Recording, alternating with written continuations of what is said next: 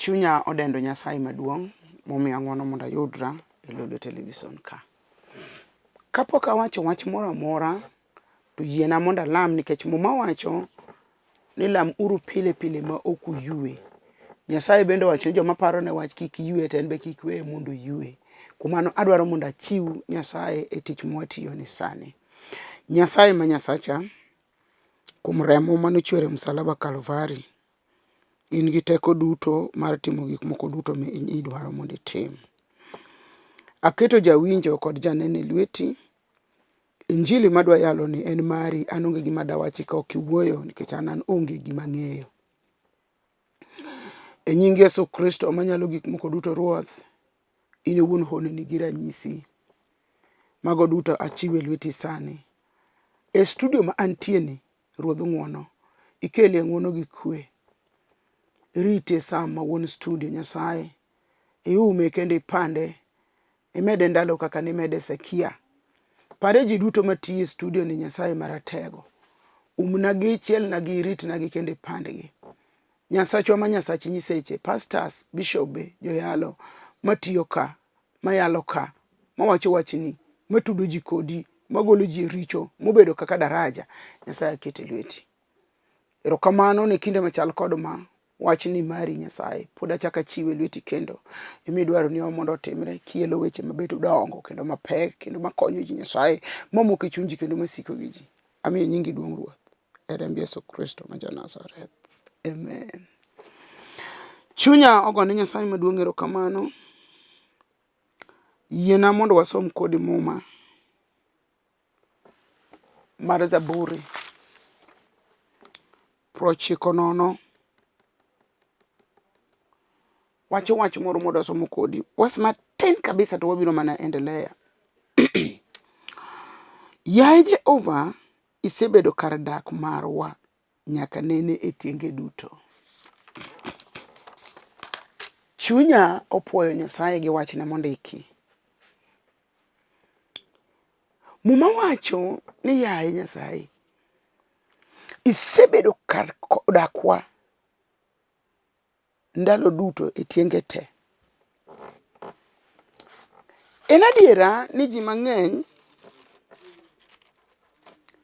ok oseng'eyo ni Nyasaye en kar dakgi. To ma emomiyo Roho Maler okela mondo awachni, kata iger mana gorofa to ka Nyasaye ok obedo Nyasaye, muma wacho ni Nyasaye isebedo kar dak marwa. Be iwinjo chunyi ni Nyasaye obedo kar dak? Kod riembo na gari makiriembo to fwenyi ni to nyaka iyudie ni Nyasaye obedo ni kar dak.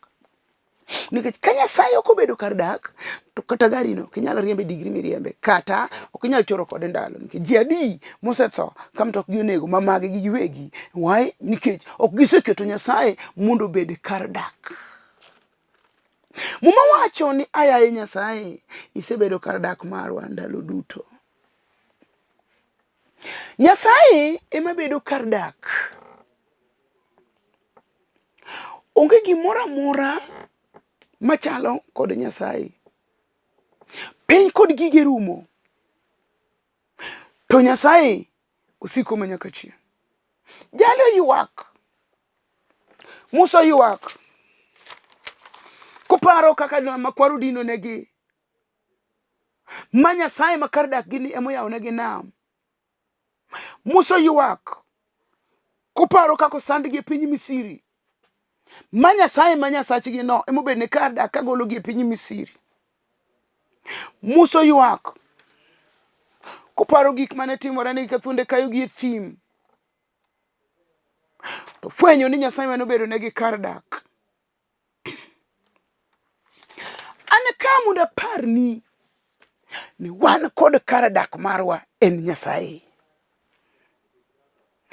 Ayaye Nyasaye isebedo kar dak marwa. Nyasaye nyalo bedo kar dak ni kidwaro mondo bed kar dak. Apako Nyasaye marambi maratego, jal manyocha neno gi wang'a, kuluonga mondo adhi alamne nyako moro ma jachien chieno manowuok e university ke jachien chieno. Adier nyathi motimo university. mo graduate ichino mako chindi wuoyo go makende winjo jaka gi wuoyo winjo ka gi wuoyo mi degree ne no bedo ka yiem nono sama na lamo ne nyathini ne seche magodhiambo taweye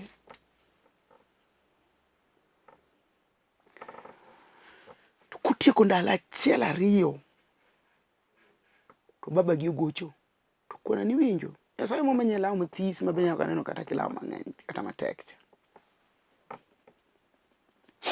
Nyasaye no tiyo jochiende ka penjo ni koro no gol gi kanyo tamgi ni ok gidagie koro gidhi kanye yiena monda omi gi taxi idogi lemne nyathicha kata kikawo ni Uber idogi lemne nyathicha nyis jochiende ka kuma gidhiye ase jaduong' an mabor tachaka kama mantie na dhi kama chielo koro gimitim nyis joma ni kode go nikech gigo penjo kuma gidhiye ging'e maber kama ne giaye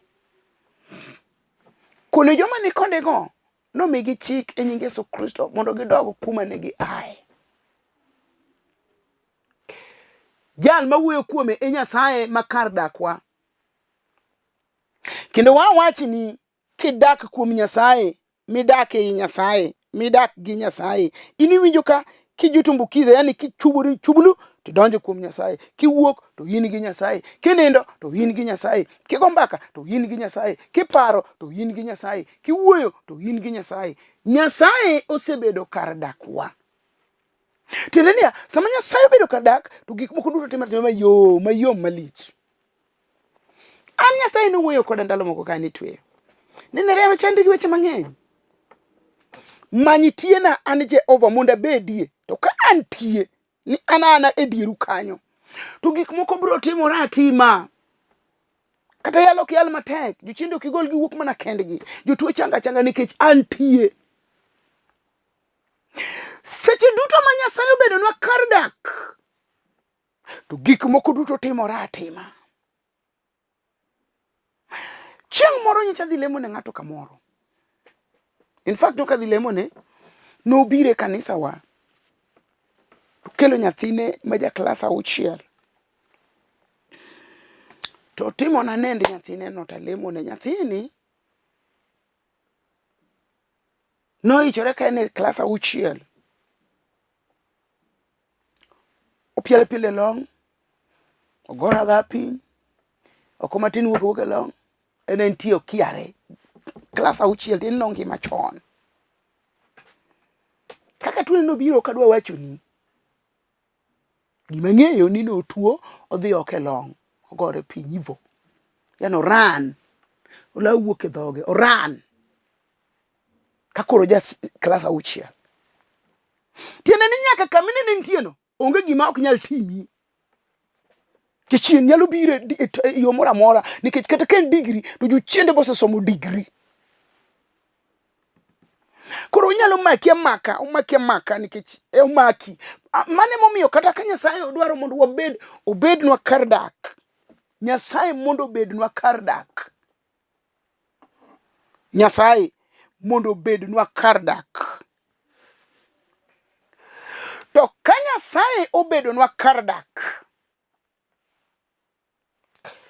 to gik ma wacho gi ok bitimowa kendo ok waborodhno kodgi nikech kama Nyasaye odak gik maricho ok timre to sama no kel nyathini kanisa wa tunalemo ne nyathini okadwa wacho ni ne walemo adwa wacho ni nalemo nang'o nikech okelo nago mogik to obiro ira to pimo na koni nyathino go chonga piny talemo ne to bang' lema na wegi gidhi nikech jibiro kama ng'eny makoro kiani mane te mane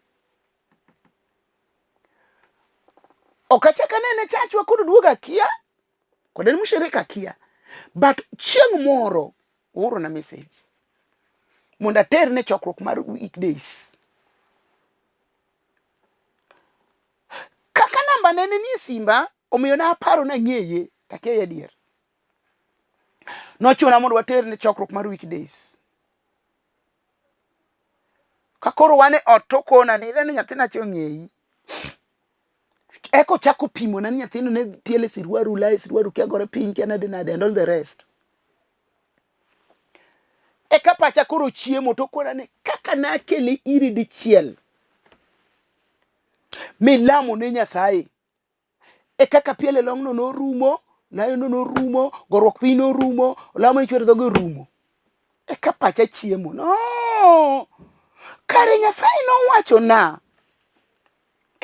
Ni kadwaro tiene mobet. To an onge gima biro timo, en mobiro tiyo nikech en wuon tich. E ka pacha no elore no, kare Nyasaye nitie. Iwinjo? Mawacho, ya Nyasaye, isebedonwa kar dak. Ya Jehova Nyasaye, isebedo kar dak marwa. Tiende ni ka Nyasaye obedo kar dak marwa, to onge gima rach mabiro gewa, onge. Maricho ge mawuok dhi. Nikech Nyasaye obedo kar dak marwa.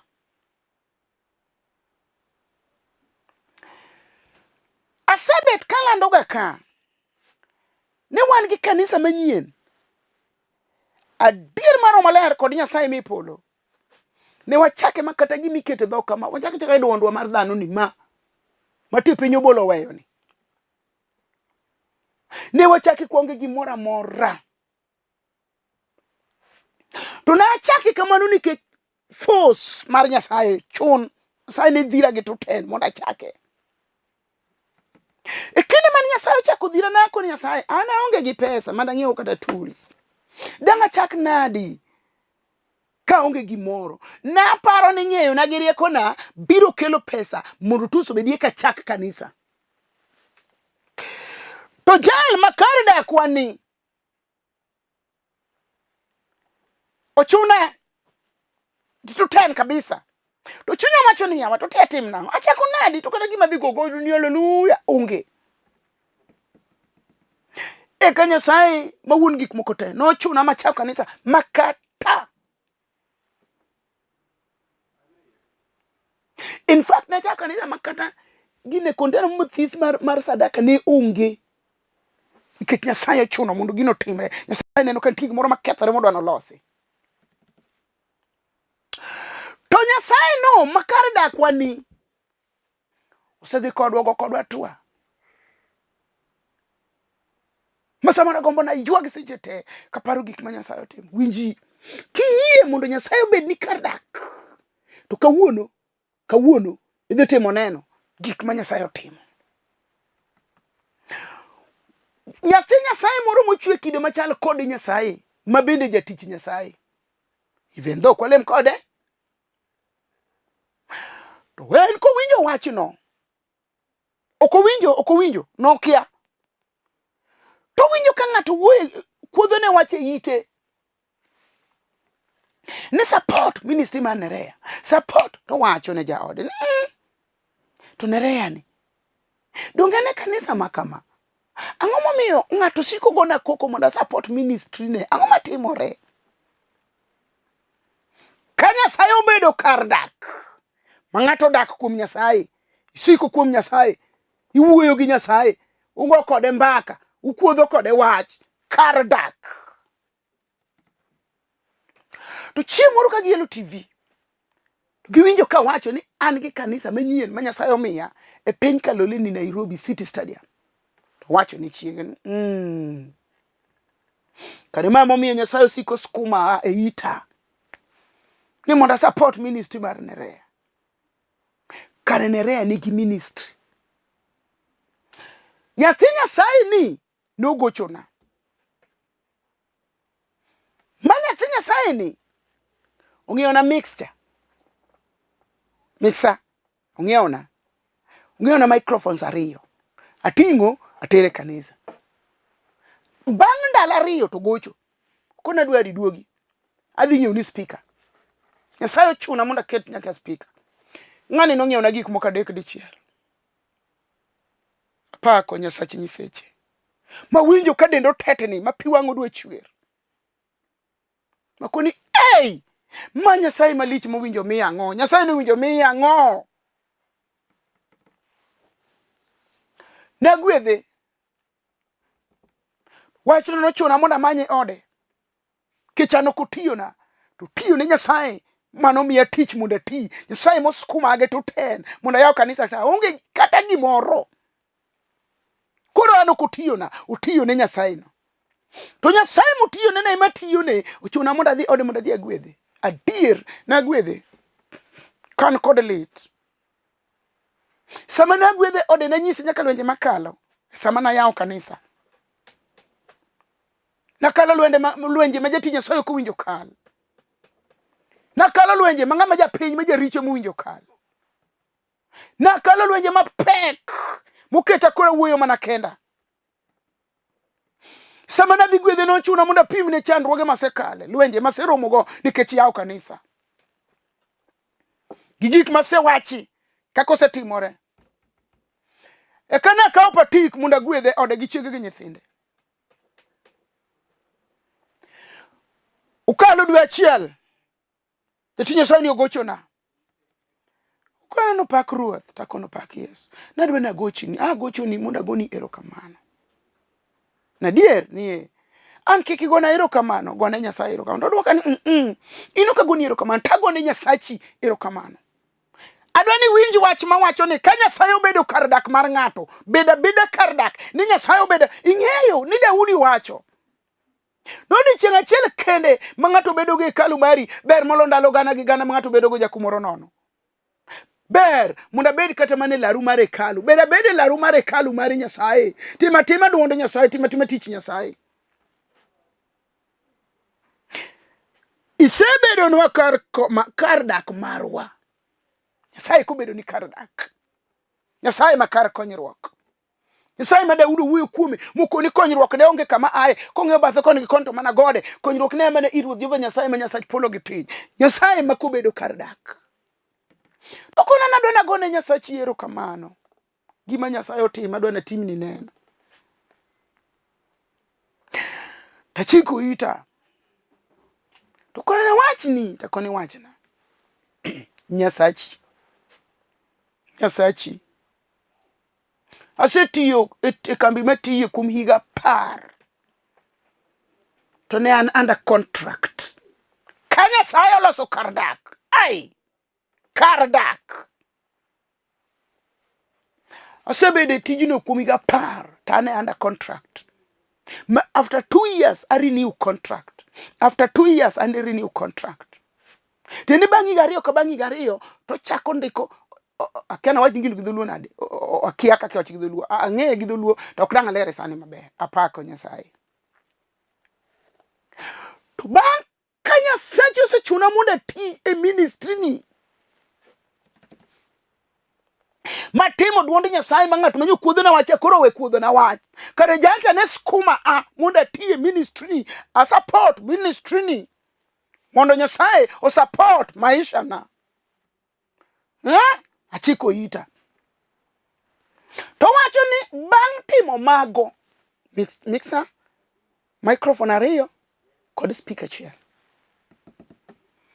Mo support go ministry ma Nyasaye oyawo. Ok ma Nereah oyawo. Ministry Nereah onge go authority, onge gi teko, onge gi ng'eyo, onge gi rieko. Mwandu bo onge go mado yawo go ministry. To Nyasaye emo yawo. To wacho ni bang' timo mano to po kakoro ndike permanent after 10 years. Omera tiyo ne Nyasaye ma Nyasaye obedo kari mar dak. Tiyo ne Nyasaye katigolo mana matin tiyo ne Nyasaye. Mopo kakoro bedo permanent. Bang' higa 10 ko renew the contract. Po kondike permanent. The same time seche go mondike permanent no. Umede promotion. To samo mede promotion no be umede msara.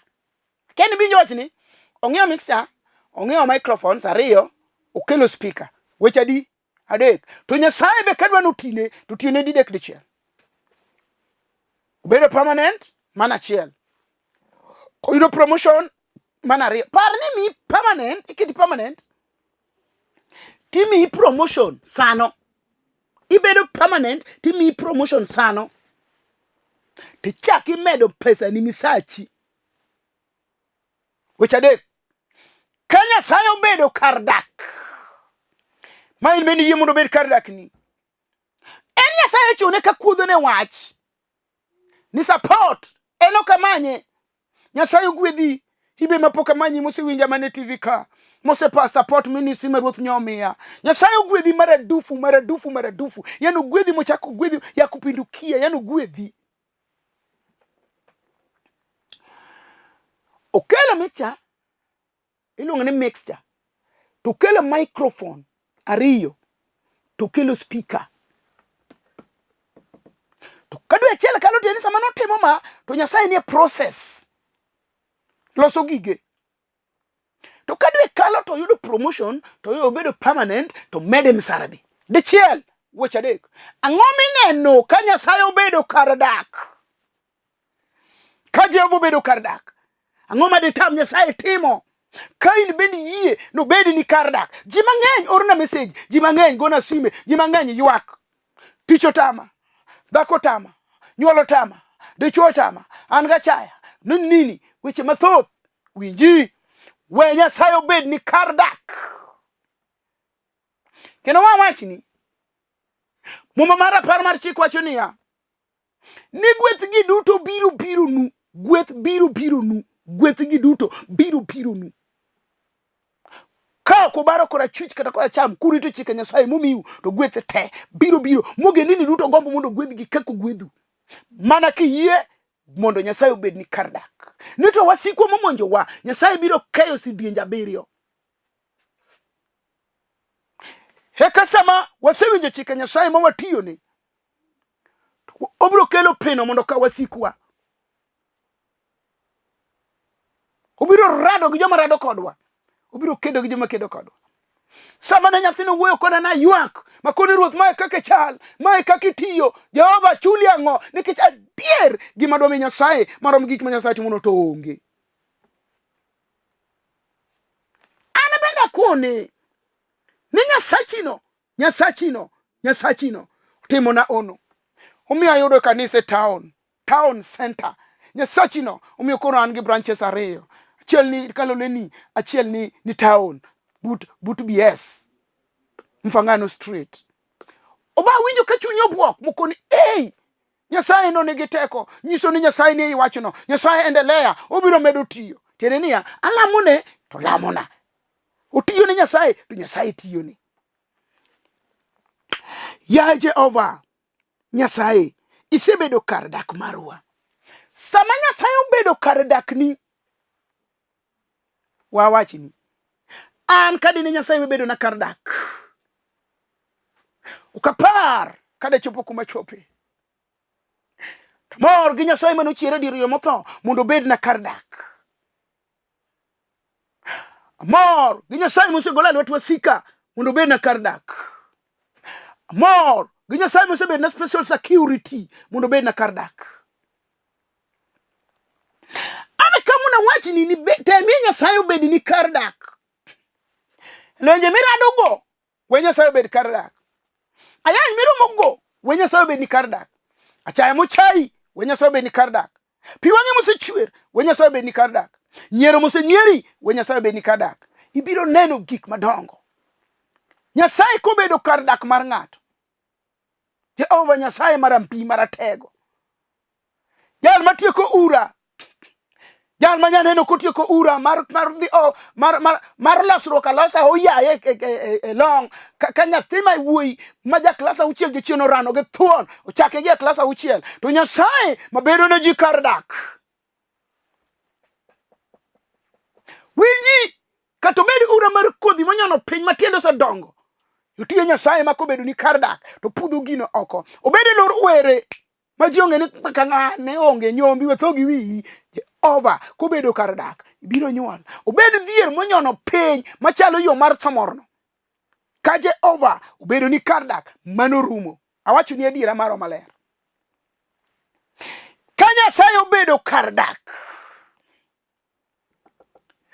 tich mitiyo tok chuli ni ne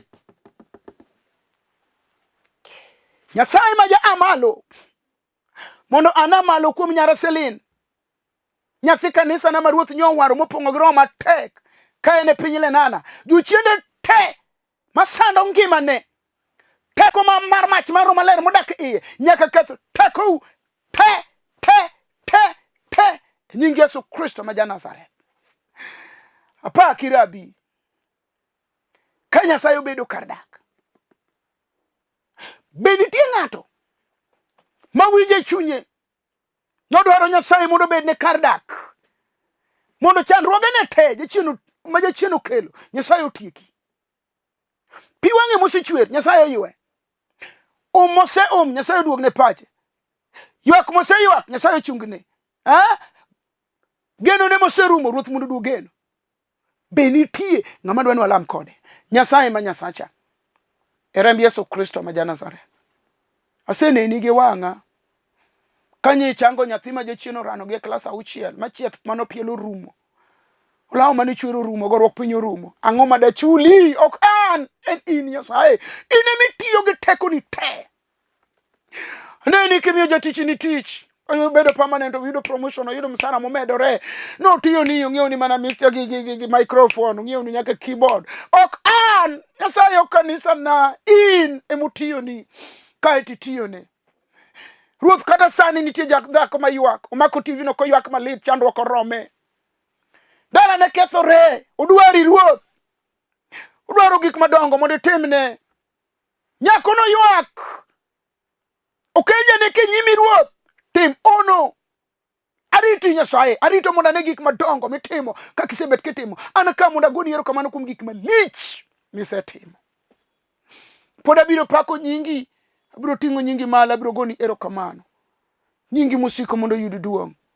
E remb Yesu Kristo ma ja Nazareth. Amen. An mawuoyo kodi an Nereah Mbewa mar Karachuonyo ka Uma School Kandiege. An nyar Asembo Kanyikela modak Ndhiwa Rangenya School. An nyar jaduong' manosenindo Rufus Agola Boy. Nyasaye nosetimona ng'wono. Omiya kanisa mano ng'wono. Wan gi kanisa wa Kaloleni, Njogo Road, Boot City Stadium. Nyasaye mahono no. Nyasacha ni mondo gwedhna Oywangori wuon hotel mar Oywangori wuod Nyakach. Nyasaye ogwedhi oting'i malo, otam chunje mag jochiende te mawuotho madwano sandi. Wakwero gi sani gibedi tuoche ma jochien okelo. Nying Yesu Kristo nigi teke wigi. Nyasaye no chako miyowa kanisa kowuoyo gi jatichne momiyowa kanisa e chuny town, city center, Oywangori hotel. Warwako bi mondo ikaw hondi. Gik mawachogi bi mondo winj gi iti kaka ji timo neno. Bi chandruogino Nyasacho biro lore te. Nyasaye mondo gwedhi kibiro. Nyasaye mondo gwedhi ki support ministry manyien manyo Ruoth omiyowa. Nyasaye ogwedhi king'iewo na keyboard, king'iewo keyboard ikelo ne Nyasaye. King'iewo mixer machielo nikech koro wan kanisni ariyo. Kimedo speaker, kimedo microphones, gik moko duto Nyasaye mondo wuo kodi. To ineno gik ma in gogo gin gi Nyasaye. Daudi wacho niya, ni gik mimiyowa ema chakwa duokoni. Duoga ne Nyasaye biro neno gik ma Nyasaye timoni. Samoro in bin gi chandruok, kaka wadwa chane gi chandruok, to no tiyo ni Nyasaye ma Nyasaye otiyone. Tine Nyasaye mondo ine Nyasaye no giwangi kama. Ma in ywagi, ma in koni kara dier Nyasaye kitiyone to tiyoni. Teme Nyasachwa mondo wabedi gi tich. Ochuna mondo aya kendo tools, nikech koro wan gi two churches. Onge gima wanyalo timo, ok ginyal dong' nono. To jomiya go tools go be sanda ji ma ok ber nono. En ni nyaka saye. To Ruodhwa ni Nyasaye mowinjo wasa. An kora saye sani wuoye gi dichuo moro gi dhako moro mondo timie gimoro od Nyasaye. Nyasaye mondo gwedhi e remb Yesu ja Nazareth. Namba na kaw. Asayi kaw namba na. Mabet gi bath screen kani. Mano mar office. Mara ero 0720 40 39 13 nona bira riyo nono ang'wen nono adek ochiko achiel adek. Nyasacha mondo gwedhi ka warado. e remb Yesu Kristo ma ja Nazareth. Shalom.